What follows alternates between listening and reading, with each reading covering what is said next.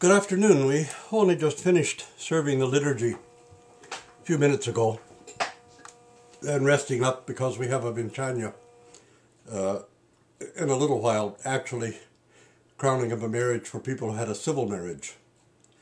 And we do it a little bit differently than crowning a marriage during the liturgy.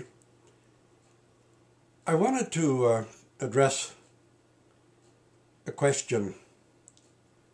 Today's gospel, I read the gospel a few weeks ago because I serve on both calendars. I serve on the Romanian church on the new calendar, and I serve here at the monastery because most people who come here are Russians or Ukrainians or Moldavani on the old calendar for the sake of the Slavic people who attend.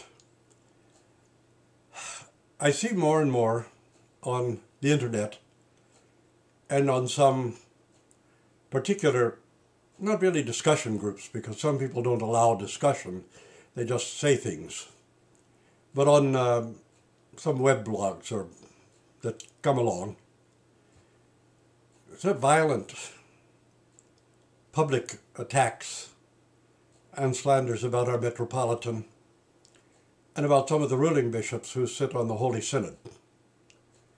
And I'd like to ask people to have second thoughts about making these public attacks and slanders on our Metropolitan and on the ruling bishops as well, because it causes a dissension and split, confusion and chaos in the church.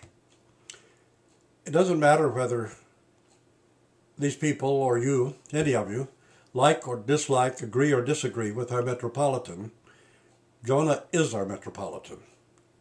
And so long as Jonah is the Metropolitan, we owe him our respect and we owe him our support. You have to respect the office, first of all. And secondly, you have to respect Metropolitan Jonah as the first hierarch of the Orthodox Church in America. But we also, regardless of what we think of personally or collectively, some of the ruling bishops who sit on the Holy Synod, we also have no business making public attacks, accusations, slanders, and gossip about them, because it makes us, to do that would make one an enemy of Christ's church, an enemy of the harmony and oneness of mind of the church. The second thing is a few people were rather critical because those of us in Canada raised money for the legal defense, that is to hire a barrister, a lawyer, for somebody here who had been accused of something, because the person in question lived in poverty for all these years he served us. And I was rather shocked that Pokrov organization was advocating that an archbishop should have to go before the court without an attorney, that it was somehow evil for the Canadian people to raise money to pay for his attorney, and that it's somehow evil for us to point out that this person is very deeply loved in Canada. Now, the person has been accused by the media and other things, but in Canada, we happen to be a democratic society, and we have a charter. And in the charter, it states that every Canadian citizen shall have the right to be presumed innocent unless convicted or proved guilty in a court of law beyond all reasonable doubt. Now, nowhere does it say that, however, if he's been tried in the media or some American bloggers hate him, then we should also hate him. Canadians don't operate that way. We raise money for the legal defense, that is, for a lawyer, because no Canadian must ever appear in court without legal representation by a barrister. No Canadian. I remember the story about the late Right Honourable John George Diefenbaker, one of the great Red Tory Prime Ministers of Canada. When he was a young attorney, would have been in the early 30s probably. He was a barrister solicitor in northern Saskatchewan, around the town of Prince Albert, which is even north of Saskatoon. A person in British Columbia had been charged with a particular heinous crime. And at the time, no barrister in British Columbia wanted to represent him. Well, Mr. Diefenbaker took the train. You didn't fly in those days. Took the train 2.5 days to Vancouver, paid his fees, and got his license from the British Columbia Bar Association, and represented the man in court. Now, did Diefenbaker believe he was innocent? Probably not. But Mr. Diefenbaker was a man who believed in the rule of law and in democracy.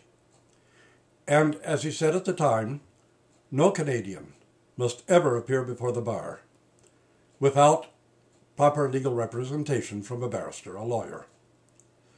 I'm very sad that some Americans think that it's perfectly all right for a person to be forced to go before the bar, to go into court, without legal representation. You have your system down there, we have our system up here. We're a very strong democracy, you see, and we don't believe, first of all, in judging a person before they've appeared before the court, and if they've been proved guilty before the court, we accept the guilty verdict. If they are demonstrated to be innocent before the court, we accept the innocent verdict. Nobody here is trying to defend an individual. We expect everyone, where there's a charge that seems worthy of going to court, to go to court. We do not expect them to go to court without a barrister, without an attorney. Now, both Pokrof Organization and O2 Varvara are furious with Canadians because we collected money so that a Canadian citizen would not have to go before the bar without proper legal representation. But some of the same sources are rather vindictively and maliciously attacking our Metropolitan and attacking some of the ruling bishops of dioceses down in America. I think this is a shameful and destructive thing to do. And I repeat again, His Beatitude Jonah is our Metropolitan. So long as he's our Metropolitan, we owe him our support, and we owe respect to him and to the office, and to the ruling bishops who sit on our Holy Synod. If there's something amiss in the Holy Synod, in the headquarters in Syosset or something, these things should be brought before a civil court. You cannot trust ecclesiastical courts completely because they're motivated by political and spiteful, sometimes rather malicious feelings and ideas. But if there's something that's of a criminal nature, anybody should go before the civil courts. And we must not judge them or assert their guilt or despise them unless they've been proved guilty beyond all reasonable doubt in a court of law in which they were represented by an attorney, by a barrister, had proper legal representation. That's the way democracy works. And I know some Americans don't believe in democracy, but this is the way democracy works. And really the three great gifts of Britain to the world are the English breakfast, Parliament, and presumption of innocence, unless proved guilty. Those, no, not the English breakfast, but Parliament, presumption of innocence, are at the very among the foundation stones of democracy and of a civilized nation. And we cherish those things in Canada. We cherish the Charter of Rights and Freedoms, which guarantees these things. And I think it's extremely sad to see American bloggers and organizations such as Pokrof and O2 Varvara, who really sincerely believe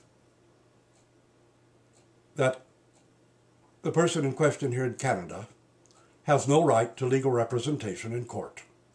that we as Canadian citizens should not raise money to pay for his barrister, to pay for his legal representation, because he is really always lived on the verge of poverty and has no money to pay. That's what we're defending, not the individual. It happens that the individual is very deeply loved across Canada, still. And it happens that he's not been proved guilty of anything in a court of law. And it happens that some of the same people are viciously and vindictively attacking our Metropolitan. And I, for one, stand against that and will defend our Metropolitan against those kind of public attacks. Metropolitan Jonah is our leader. He's the first hierarch of our church. He's our Metropolitan. We owe him in that office respect, and we owe him our support. And from us, he's going to get it.